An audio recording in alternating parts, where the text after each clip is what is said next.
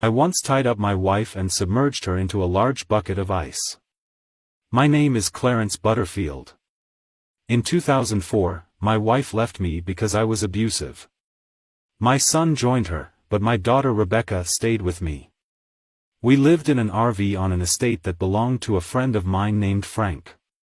A few years went by. Frank noticed he hadn't seen Rebecca in a while. She also quit showing up to work with no explanation. He therefore asked me about her whereabouts. I told him she went to live with her mother. Frank left. Some months later, my son came to visit. He noticed something was off, and asked me where Rebecca was.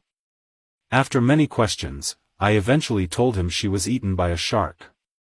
My wife made a call and demanded to know where Rebecca was. I told her she had passed away in a surfing accident in a different country. Both of them were tired of my bizarre stories and contacted the police to file a missing person report. Officers tried to contact me, but I never responded. Coincidentally, the police figured out I had forged a number of checks while all of this was going on. I was arrested and sent to jail. In jail, I spoke with an inmate who was getting released. I told him about my RV and that he could have it if he got to it before it was towed, but under one condition: he had to get rid of the freezer inside the RV. He asked me what was inside. I answered, dead fish. He never got the chance. The RV was towed, and the workers looked inside. They were met with a terrible odor. It was coming from the freezer.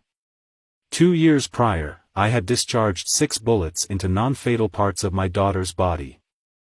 The intention was to inflict pain. I then put her into my freezer, and taped the outside to make it airtight.